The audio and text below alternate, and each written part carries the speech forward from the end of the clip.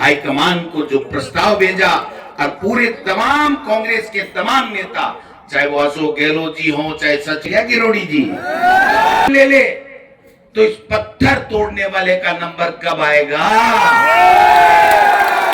तो बाबा, उस पत्थर तोड़ने वाले का नंबर अब आएगा, डीसी पेरवा के रूप में आएगा।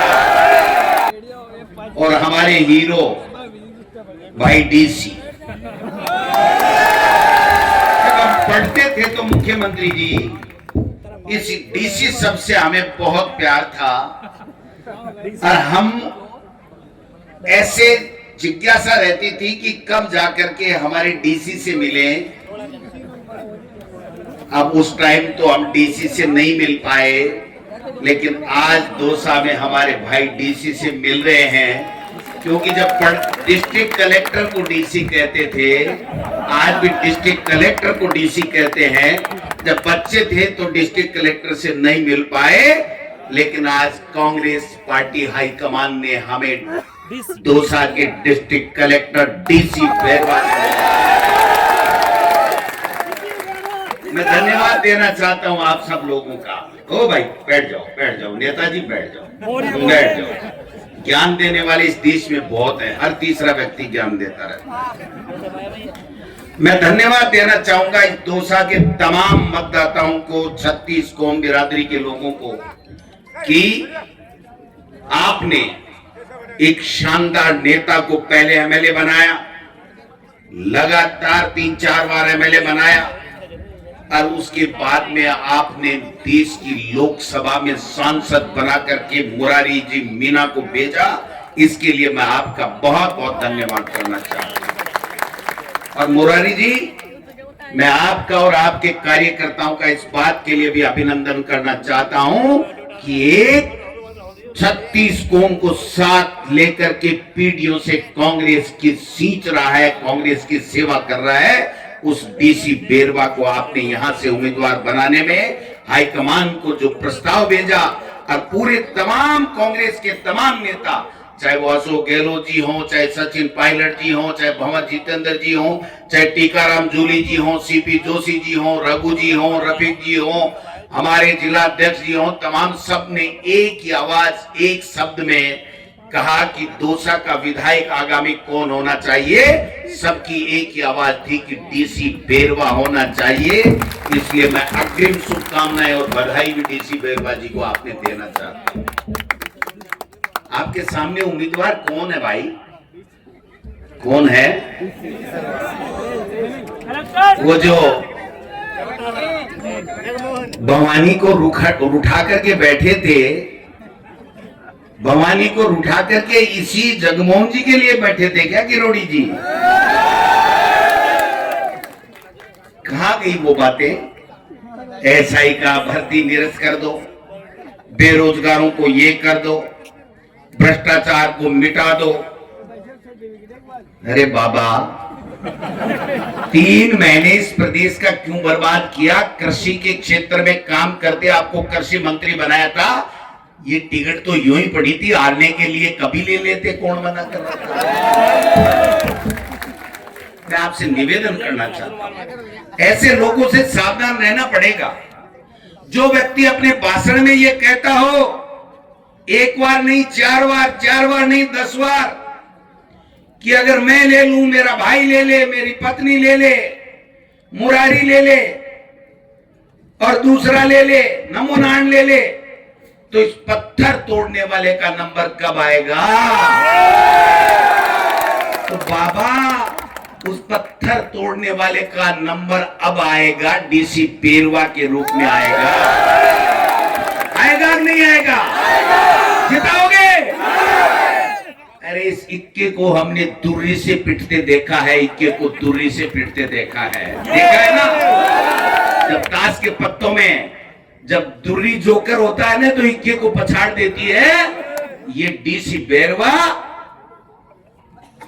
काम सही कर देगा और दौसा में कांग्रेस का विधायक बनकर के इस विधानसभा में जाकर के आपकी आवाज उठाएगा।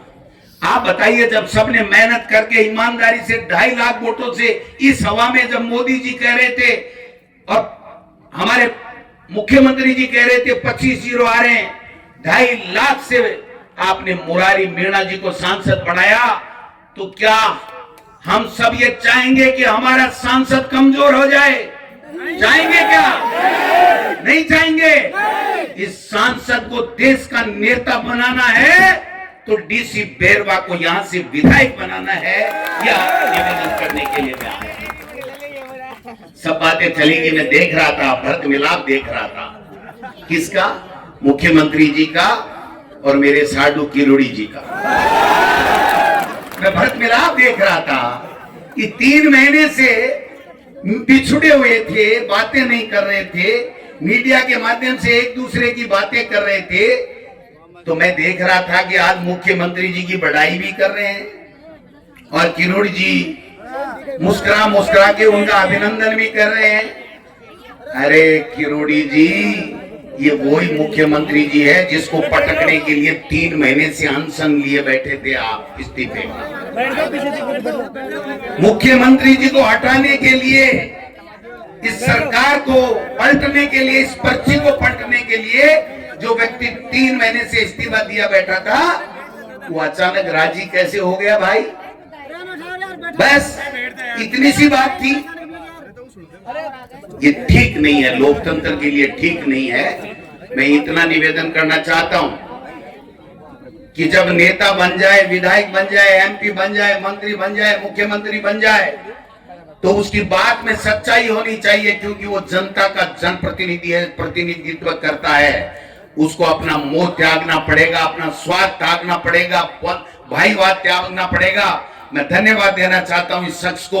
मैंने पहले कहा, मैंने तो ऐसे ही समझा था कि मैं क्यों नेताओं में जो होती है ना कलाबाजी, वो मुरारी जी खेल रहे हैं। आखिरी में ये धीरे सी मेरे कान में और गहलोत जी के और पायलट साहब के कान में कहेंगे कि साहब वो क्या है देख लीजिए। तो हम उस देख लीजिए का इंतजार करते ही रह गए। मैं धन्यवाद देना चाहता हूं, आप बात के खरे उतरे, आप बात के धनी व्यक्ति हैं। ऐसे व्यक्ति को और मजबूत करने की आवश्यकता है। मैं आपको विश्वास दिला के जा रहा हूं, न इनको आपकी बिजली की चिंता है, न बिजली का बिल वापस आने लग गया है, न आपके खाद की चिंता है, न पानी की चिंता है, न सड़क की चिंता है। इनको किसी की चिंता नहीं है, इनको चिंता है अपनी और अपने स्वार्थ की पूर्ति के लिए। मुख्यमंत्री जी, मैं एक सवाल यहां से पूछना चाहता हूं आपसे। आपने 2 दिन पहले जब आचार संहिता लगी, उससे 2 दिन पहले कुछ स्थानांतरण किए थे, यहां से किए थे कि नहीं किए थे? वो मुख्यमंत्री जी के इशारे के ऊपर बैन के अंदर कोई ट्रांसफर हो सकते हैं क्या? जब बैन था तो मुख्यमंत्री जी प्रशासनिक सुधार विभाग के मुखिया हैं, वो मंत्री हैं, उनके पास से फाइल यस होकर के गई और वो ट्रांसफर हुआ। इसका मतलब ये था कि उस दिन तक जगनमोहन मीणा, उनके दिमाग में कोई उम्मीदवार यहां से नहीं था। ठुडिया टिका के ऊपर से ले आए, तो अब आप ठुडिया टिकाने का काम उनका कर देना। ये इनकी आपस की लड़ाई है। इस लड़ाई में हमको दिमाग लगाने की आवश्यकता है कि ये चाहते क्या है। अगर ये प्रदेश के हित की कोई बात करते, कानून व्यवस्था ठीक करने की बात करते, किसान की बात करते, बेरोजगार की बात करते, नौकरियों की बात करते, तो हम मानते कि आप 6 महीने से ये काम कर रहे हो, 9 महीने से आप काम कर रहे हो। लेकिन इन्होंने लड़ाई के अलावा किया क्या?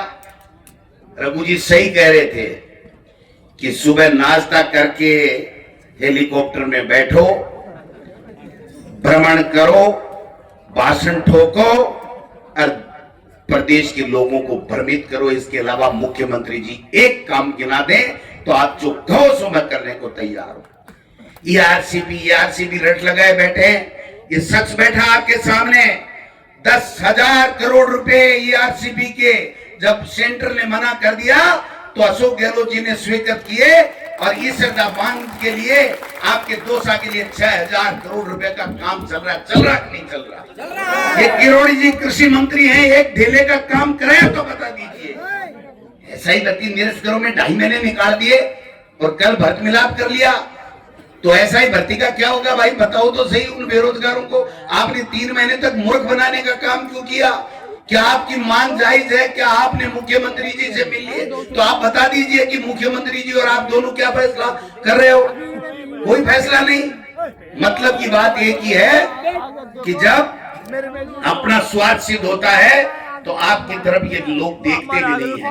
अरे भाई कट्ठे मुआओ गांव में मियां तो बताओ मैंने। अरे भाई महुआ में भी यही, दौसा में भी यही, सवाई माधोपुर में भी यही। तो मुख्यमंत्री जी चाहे थारी टिकट में नहीं चली लेकिन आखिरी खतरो तो था कोई है। किरोड़ी जी एक बार ठान लेते हैं तो वो उससे पीछे नहीं हटते, ये मैं जानता हूं क्योंकि मेरे साडू हैं। उन्होंने तय कर रखा है इस दिल्ली से आई पर्ची को बदलना है। अभी सही कह रहे थे रघु जी की 13 है, ये 14 हो जाएंगे तो मुख्यमंत्री जी आपका पता ही नहीं चलेगा, रात को मैसेज आएगा, पर्ची बदल जाएगी। खाम का अपनी रिस्क अपनी मौत खुद ही क्यों बुला रहे हो? राजनीति में अपना घर तो सुरक्षित रखता आदमी। तो इसलिए ये सब चीजें आपके संज्ञान में रखनी है। लोगों को कहते हैं साहब वो ये वोट नहीं देगा, वो वोट नहीं देगा। कांग्रेस पार्टी वो पार्टी है जो 36 कौम को साथ लेकर के चलती है, 36 कौम उसको वोट देती है। और मुरारी मीना मैं आपको दावे के साथ लिख करके दे रहा हूं, यहां पर राहुल गांधी जी, सोनिया जी, खड़गे जी और हम सब की पूरी पार्टी आला कमान की पहली पसंद है। आने वाले भविष्य का बहुत बड़ा नेता है, इसको कमजोर मत होने देना। अगर इसको कमजोर कर दिया तो फिर ये ऐसे लोग हावी हो जाएंगे जो इस राजनीति को दूषित करने का काम करेंगे, अपने स्वार्थ साधने का काम करेंगे। इसलिए मैं तो इतना ही निवेदन करना चाहता हूं, अगर ईआरसीपी का काम चालू किया तो हमने किया, अगर पेंशन दी तो हमने दी, कॉलेजें खोली तो हमने खोली, इंग्लिश मीडियम स्कूलें खोली तो हमने खोली। और ये तो वो धरती है जहां पर इतने काम स्वर्गीय नवल किशोर जी और स्वर्गीय राजेश पायलट जी की कर्म भूमि रही है। आप जैसे दौसा सबसे कांग्रेस का मजबूत गढ़ है। ये भूल कर ली इन्होंने कि यहां पर इस तरीके से आपस की जंग करके टिकट ले आए। ये टिकट वापस बीजेपी की बैरिंग जाएगी। कांग्रेस का डीसी डिस्ट्रिक्ट कलेक्टर के बराबर बैठ करके दोनों डीसी बैठेंगे, एक तरफ डिस्ट्रिक्ट कलेक्टर और एक हमारा विधायक डीसी, दोनों बैठ करके आपके हकों का फैसला करेंगे, आपकी आवाज उठाएंगे। मैं मानता हूं कि सरकार इस वोट से नहीं बदलेगी, कांग्रेस का कैंडिडेट साथ के साथ जीतने से भी सरकार नहीं बदलेगी। लेकिन मैं दावे के साथ कह सकता हूं कि अगर यहां से गलती से एक सीट पे बीजेपी जीत गई तो मुख्यमंत्री जी आपकी पर्ची जरूर बदलेगी। ये देखने की बात है। इसलिए इशारों में सब समझ जाओ, लंबे चौड़े भाषण की जरूरत नहीं है। मैं तो एक बात कह सकता हूं कि आप हमको मजबूत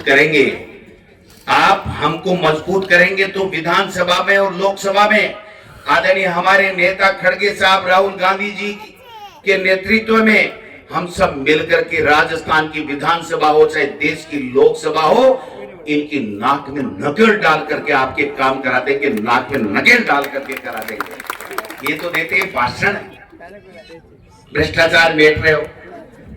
अब बताओ, एक नया जुमला है गहलोत साहब, महाभ्रष्टाचारी लोग भ्रष्टाचार बैठने की बातें कर रहे हैं।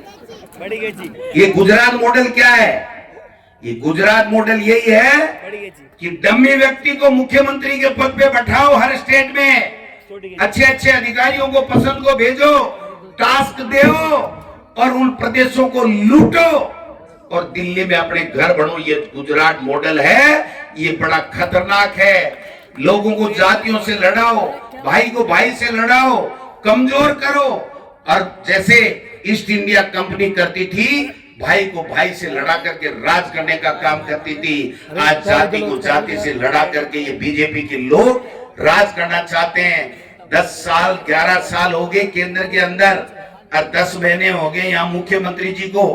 एक काम गिना तो 1 रुपए का इस 2 विधानसभा क्षेत्र में या लोकसभा में या प्रदेश में एक योजना ऐसी बता दो मैं इस मंच से चैलेंज करके जा रहा हूं पत्रकार महोदयों के सामने, भाइयों के सामने, कि हमारी 5 साल की जितनी योजनाएं थी उसमें से एक योजना के बराबर भी अगर इन्होंने कोई काम कर दिया हो तो मुझे कुछ नहीं कहना। एक धेले का काम नहीं है, गरीब का अगर कोई किसी ने काम किया तो हमारी कांग्रेस की सरकार ने किया। किसान का कर्जा माफ किया तो हमारी कांग्रेस की सरकार ने किया। दलित के, पिछड़े के, गरीब के बेटे को इंग्लिश मीडियम में पढ़ाने का काम किया तो हमने किया। सड़कें बनाने का काम किया तो हमने किया। इन्होंने तो आपस में नुक्ताचीनी की, एक दूसरे को नीचे दिखाने की नुक्ताचीनी। इसलिए भाइयों, कांग्रेस के कार्यकर्ताओं से मैं निवेदन करना चाहता हूं, ये राजस्थान के अंदर एक इतिहास बनेगा। युगों युगों तक लोग बात करेंगे कि दौसा के वो लोग, 36 कौम के लोग जिन्होंने एक गरीब और सच्चे इंसान को एमएलए बनाने का काम किया और उस व्यक्ति को एमएलए बनाया जो धरती से नीचे उठकर। मुझे कोई कह रहा था, साहब देखो आपके कैंडिडेट जो है वो टिकट से पहले ही कह रहे हैं कि साहब हमें जनता की सेवा करनी है। मैंने कहा यही तो मैं कहना चाहता हूं, यही तो हमारे कैंडिडेट में खुशी है, खूबी है कि टिकट मिले ना मिले, किसको मिले, लेकिन वो जनता के बीच में रह करके जनता की सेवा करना चाहते हैं। और जो बीजेपी को टिकटें मिले हैं, एक व्यक्ति का बयान बता दो टिकट मिलने से पहले अगर कोई जनता की बात की हो तो मुझे आप बता देना। इसलिए माताओं बहनों देख लेना, जो किरोड़ी जी ने कहा है ना कि पत्थर फोड़ने वाले का नंबर अब आना चाहिए, तो ये डीसी बैरवा वो पत्थर फोड़ने वाला गरीब का बेटा है, इसका नंबर अब आना चाहिए। उसकी मजबूरी होगी, भाई के खिलाफ नहीं बोल पाए, लेकिन अगर किरोड़ी जी ने आत्मा से बोला है कि हमने बहुत मलाइयां खा ली है, मुरारी जी ने भी और सबने खा ली है, नमो नारायण ने भी खा ली है और रामकेश ने भी खा ली है, तो भाई जगमोहन जी ने भी अधिकारी रह करके बहुत मलाई खा ली। अब तो डीसी का नंबर आना चाहिए कि नहीं आना चाहिए? आना चाहिए। तो मैं 2 बजे उठना है। गहलोत साहब पूरी योजनाओं के बारे में, सब चीजें देश के बारे में, दुनिया में कैसे हो रहा है, मोदी जी क्या कर रहे हैं, वो सब बता देंगे। मैं तो देशी आदमी हूं। 11 मोरिया बुला दिया आने थे लोकसभा, 11 मोरिया बुलाया लोकसभा में, तो भाई जी आदमी के आंख आगे हुए और आगे बीजेपी वाला के बुद्धि में भी आंख उगी गए, यहाँ हो सके। तो एक निवेदन और करूंगा, आखिरी में एक बात आपसे चाहूंगा कि आपके इस डीसी को यहाँ के दौसा के डीसी के बराबर बैठा देना। यही अपील करने के लिए आप सब कांग्रेस कार्यकर्ताओं के सामने आया हूं। धन्यवाद। जय हिंद, जय भारत, जय कांग्रेस।